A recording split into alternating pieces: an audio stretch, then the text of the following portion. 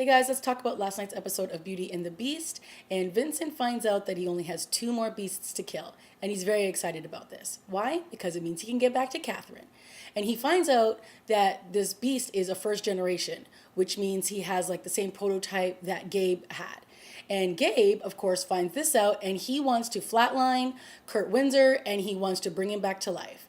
So everyone's on sort of the same plan, but Vincent is thinking, listen, guys, this flatlining deal is probably not going to work, and I don't think we should try it. When Vincent goes to grab Windsor, he has to basically kidnap his daughter Tori because he beasts out and he's like crazy, and he's like, Vincent has never seen anything like it. So in order to protect himself and Tori, he has to kidnap her. So we find out that Kurt Windsor had actually put a tracking device in his daughter, and Vincent knew this because he could hear it.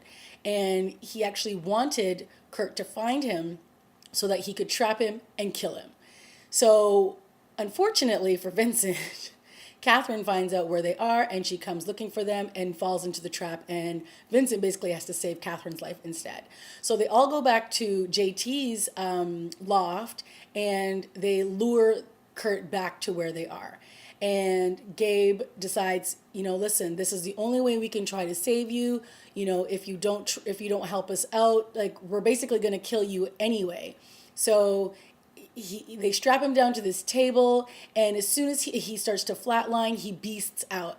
And I mean, he beasts out. So Vincent and him start going at it, and Vincent literally puts his hand into his chest and rips out his heart in front of Kat, in front of his daughter, and in front of Gabe. It was crazy. And clearly some issues are going on with Vincent. Like whatever they did to him at Muirfield is totally out of this world.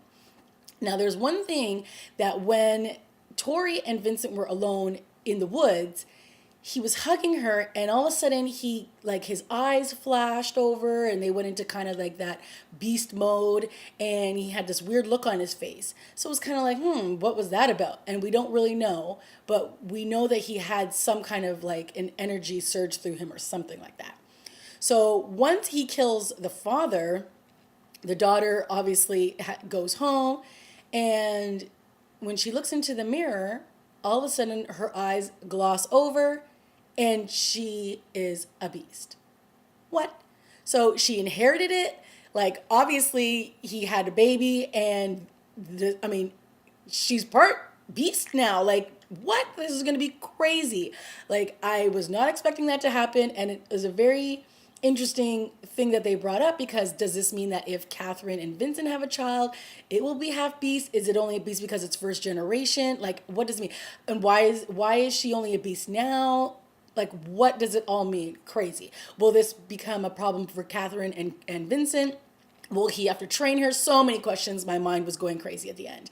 So that was really good. And then, as we all know, at the end of last week's episode, Catherine figured out who her real father was, and that is Agent Reynolds. And so she basically confronts him at the very beginning of the episode, and she's like, yeah, I know you're my dad. And they end up going and sitting and having some coffee.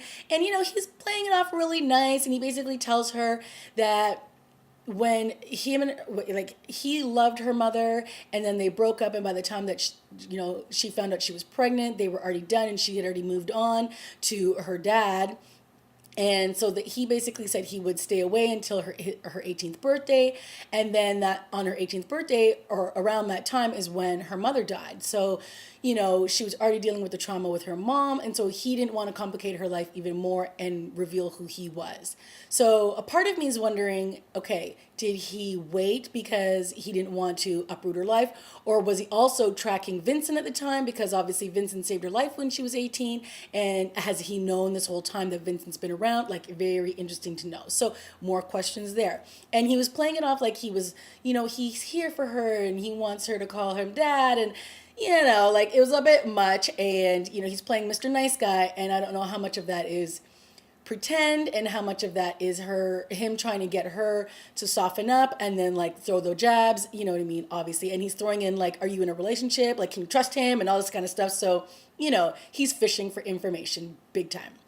And then, of course, we had no JT this episode. They basically were like, he's gone on some retreat. When does JT go on a retreat? So, anyways, JT was MIA in this episode. And then I feel like Tessa, they're not really doing much with her character so far this season. I mean, everything is sort of all about Catherine and all about Vincent. And, that can only last for so long. And every week she keeps like teasing Gabe, oh, I know you have a crush on Catherine. No, I know. And it's getting tiresome now. So I would really like them to start to flush out a little bit more of Tessa's backstory, because we don't really know. Like last season, she was all about the other police chief and her boss. And now she's just kind of like, oh, Gabe, you like you like Catherine, and she's there for Catherine, but like, what's her story? Let's get a little bit of Tessa's backstory. But other than that, pretty decent episode. I mean, the Catherine and Vincent stuff, like I said, he's starting to get his memories back. He had a dream where he was having all these flashes. And I guess the only thing I'm wondering is, if they decided that they were going to take away his memory, it would have been kind of cool if it was, I don't know, maybe not the whole season, but a good amount of episodes that he was pushing her away and he didn't want anything to do with her. And, he even like found somebody else. And that was kind of devastating. As much as I do love me some Vincent and Catherine, I wouldn't want to see that whole, angst to happen, but it would have felt at least genuine and authentic because he doesn't remember her. But for him to start remembering so quickly and wanting to be with her, and like, it just seems a bit weird. I don't know. And I've been saying this in the last couple of reviews that their relationship seems a bit off. And since they've transformed him into this new soldier, I don't know, guys, I really, really, really like these two together. I like the actors together. I think they've got amazing chemistry, but I don't know, something still just doesn't feel quite solid like it felt last season. And I'm hoping we can fix that. But for now, it was a pretty good episode. Lots going on, lots of questions. And unfortunately, it's not doing great in the ratings. So I'm hoping that it can pick itself up because, hello, I want a third season. So all of you shippers of Vincent and Catherine, I'm right there with you and I want it. I just want the writers to tidy it up a little bit and, I don't know, fix something. But I'm keeping my fingers crossed. All right, guys, that's been my review of Beauty and the Beast. I'll see you next week. Bye.